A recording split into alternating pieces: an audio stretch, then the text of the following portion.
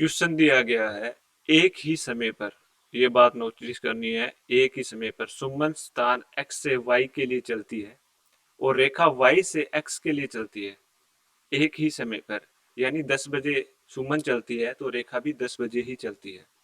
रास्ते में मिलने के बाद सुमन और रेखा स्थान y यानी सुमन x से चलकर y पे और रेखा y से चल के x पर क्रमशः 3 घंटा 12 मिनट और 1 घंटा 48 मिनट में पहुंचती है। रेखा की चाल 9 किलोमीटर पर आवर है, तो सुमन की चाल ज्ञात करो। क्वेश्चन इंग्लिश में भी दिया गया है, पढ़ लेना और पढ़ के करने की कोशिश करना। इसके द्वारा मैं आपको एक कंसेप्ट सिखाता हूं कि जब हम 10 बजे चलते हैं और किसी स्थान पर मिलते हैं, मान लेते हैं हम यहाँ पे मिलते हैं और ये यहाँ से चलता है 10 बजे, हम 11 बजे मिलते हैं, यानी इसको यहाँ तक आने में 1 घंटा लगा, इसको भी 1 घंटा लगा। रीजन क्या है? इसकी स्पीड ज्यादा होगी, इसकी स्पीड कम होगी, तभी ये ज्यादा स्पीड में ज्यादा डिस्टेंस कवर कर पाएगा और ये कम स्पीड होने के कारण कम डिस्टेंस कवर कर पाएगा। रीजन यही होता है कि जब एक पर्टिकुलर टाइम दिया गया हो, मतलब एक जैसा टाइम लगे दो चीजों को, तो उनका स्पीड का रेशियो होता है, वही डिस्टेंस का रेशियो होता है। यानी इसकी डिस्टेंस ज्यादा होगी अगर इसकी स्पीड ज्यादा होगी, तो ज्यादा डिस्टेंस को मैं डी से कवर करता हूँ और इसको स्मॉल डी से कवर करता हूँ। पहला कंसेप्ट ये समझ गए होंगे। दूसरा कंसेप्ट बताता हूं इसी के द्वारा, कि जब मान लेते हैं सुमन यहां से चली है एस की स्पीड से, सुमन यहां से चली एक्स की स्पीड से, सॉरी वो एस की स्पीड से चली है, ये डिस्टेंस कवर की है। एस की स्पीड से इसे टी टाइम लगा इतनी डिस्टेंस कवर करने में। रेखा चली है यहां से, रेखा चली है यहां से आर की स्पीड से, स्पीड मान रहा हूं उनके नाम को ही मैं, और ये भी टी टाइम में पहुंच गई, तो ये डिस्टेंस होगी आर और टी, ये डिस्टेंस होगी आर और टी। अब क्वेश्चन में बताया जाएगा कि सुमन यहां से चलेगी और यहां जहां से आर चली थी यानी रेखा चली थी वहां टी टाइम में पहुंच जाएगी, T1 टाइम में पहुंच जाएगी, T1 टाइम में पहुंच जाएगी। यहां से चलेगी सुमन और यहां से एस की स्पीड से T1 टाइम में पहुंच जाएगी। तो डिस्टेंस कितनी है? डिस्टेंस है आर और टी, इसको इज इक्वल करेंगे हम एस और T1 से, क्योंकि ये डिस्टेंस के बारे में बताता है। डिस्टेंस होती क्या है? रेखा की स्पीड मल्टीप्लाई बाई एक वो पर्टिकुलर टाइम जिस टाइम पे वो मिलेंगे, और सुमन की स्पीड, और इसे T1 टाइम लगता है मिलने के बाद ये डिस्टेंस कवर करने में, डिस्टेंस होगी ये। अब बताता है कि रेखा को, जब रेखा यहां से मिली तो यहां पहुंचने में उसे T2 टाइम लगता है, आर की स्पीड से T2 टाइम लगेगा। तो ये डिस्टेंस जो सुमन कवर करके आई थी एस और टी, ये कितने टाइम में रेखा कवर करेगी? ये इक्वल हो जाएगी रेखा का स्पीड और T2 टाइम। यहां से हम टी निकाल सकते हैं, यहां से टी निकालेंगे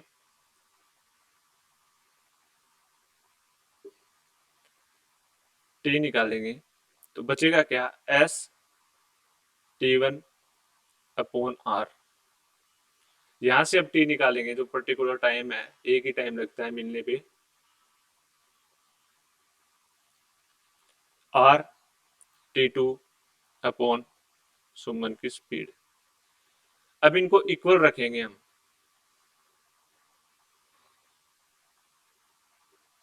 इक्वल रखते हैं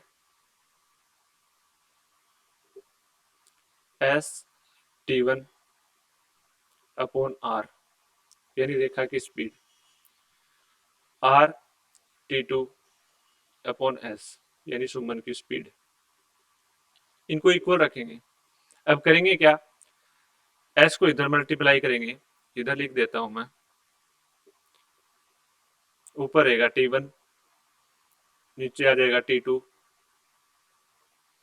एस को नीचे भेजेंगे उस साइड, एस स्क्वायर हो जाएगा, आर को ऊपर भेजेंगे, आर स्क्वायर हो जाएगा। तो फॉर्मूला निकल के आएगा हमारे पास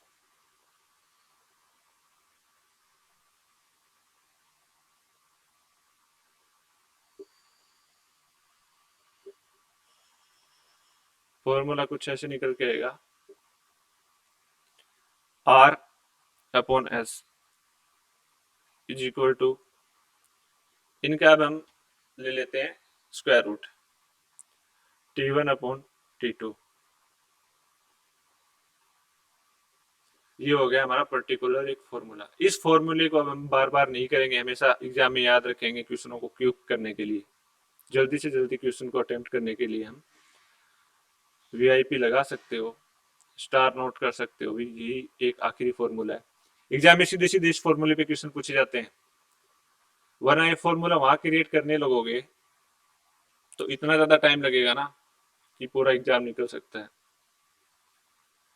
अब इसी फॉर्मूले से हम करने जा रहे हैं इस क्वेश्चन को।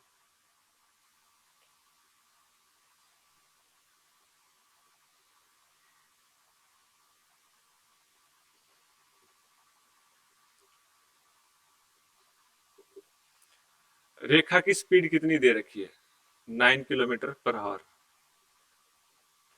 अपॉन हमें सुमन की स्पीड पूछी है तो हम यहाँ एस लिख सकते हैं। अब T1 टाइम क्या है, जो सुमन को उस पर्टिकुलर मिलने के बाद टाइम लगता है। सुमन को कितना टाइम लगता है यहाँ दिया गया है, रास्ते में मिलने के बाद सुमन और रेखा को क्रमशः, यानी सुमन को टाइम लगता है 3 घंटे 12 मिनट।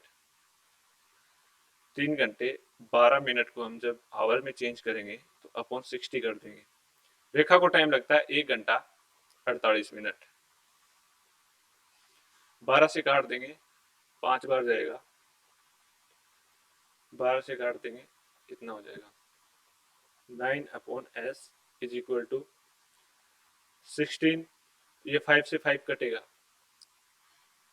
ठीक है, ये 5 यहाँ मल्टीप्लाई होगा, फिर आ जाएगा यहाँ 9। अब हम इनका लेते हैं स्क्वायर रूट। ये जो टाइम है ना, ये टाइम है, ये स्पीड है, टाइम का स्क्वायर रूट लेते हैं हमेशा, ये ध्यान रखना है। सुमन की स्पीड यहाँ करते हैं 4, यहाँ करेंगे 3, 3 को वहां मल्टीप्लाई करेंगे 27 upon 4 is equal to S, ये 4 है, ये आ जाएगी सुमन की स्पीड। यानी सुमन की स्पीड होगी 27 अपॉन 4 यानी 6 3/4। ये है हमारा आंसर। तो ऐसे क्वेश्चनों को ये फॉर्मूला सीधा ध्यान रखना है जल्दी से जल्दी करने के लिए। हमारा आंसर हो जाएगा option number B. Thank you.